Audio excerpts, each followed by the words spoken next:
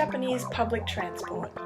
It's wonderful, it's efficient, and I cannot get it right, ever.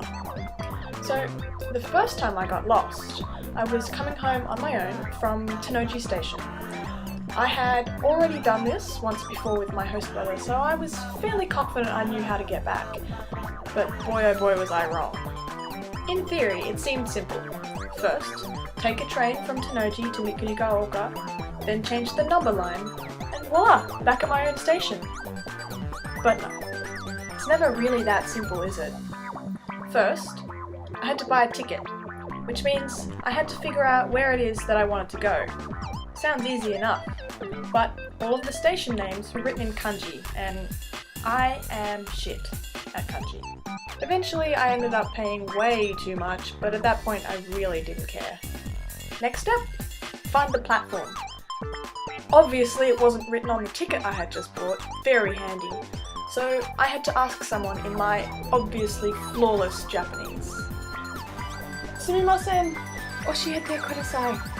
Mikunigaoka ni ikitai kara, doko ni ikenakereba narimasen desu ka?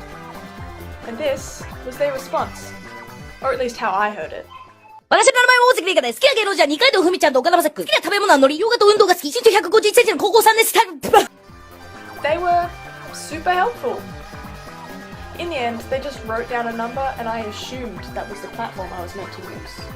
After about 20 minutes of miming and trying to use Google Translate and incredibly fast Japanese, which I didn't understand at all, and incredibly broken Japanese from my end, I made it onto the train a second before it left the station. Luckily enough for me, it was the correct train, but it was also rush hour traffic, so I was quite literally sardined in between two Japanese businessmen and a tiny little grandma who I think I stepped on a little bit. Needless to say, we're pretty close friends now. I have no idea why, and if anyone can explain it to me, I'd be very grateful. But unlike the last time with my host brother, this train didn't stop at Mikunigaoka. My ticket actually said on it Mikunigaoka, so it should have stopped there. But it actually stopped 2 stations before that, and I was told it was the end of the line. So I got off the train and again tried to ask someone for help, and again had no idea what was going on. I also had no way of contacting my host family because this phone's Australian and they don't work here in Japan.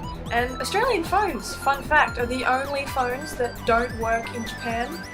Every other phone you can buy a SIM card and put it in and it works, but not Australians. No idea why that is. Eventually, a young Japanese man recognised my terrified foreigner look and came to my rescue. He spoke pretty good English and he seemed very shocked when I answered him in Japanese. So, together with my newfound knight in shining armour, we found a train that would take me back to my home station. I eventually made it back there only to find that the bus I was meant to take to get back to my house wouldn't arrive for another half an hour. So that is how I ended up sitting in the 7-Eleven mooching off their Wi-Fi in order to contact my host family to explain why exactly I would be late. This situation has happened to me at least 3 times now, and every time I've been rescued by a perfect English-speaking Japanese citizen. Thank you very much. Arigatou gozaimasu.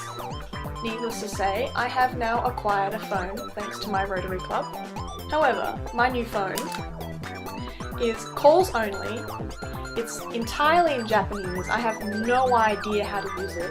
If I'm lost somewhere, I can't access Google Maps. And I'm too terrified to make phone calls because I can never understand what the other person is saying. And 90% of my verbal communication involves some kind of mime or Google Translate. It does have a really cute animation of a ram on the front of it though, so there's that.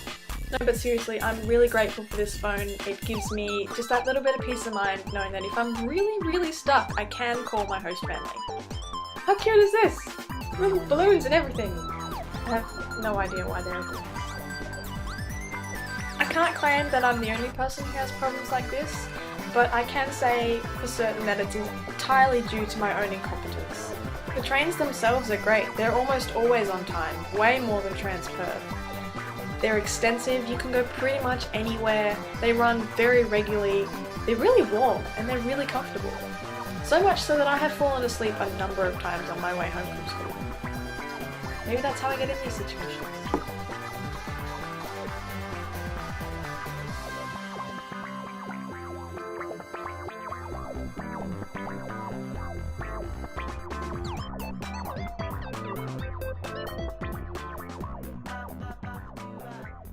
Mikuni ga oka. Mikuni ga oka. Mikuni ga oka.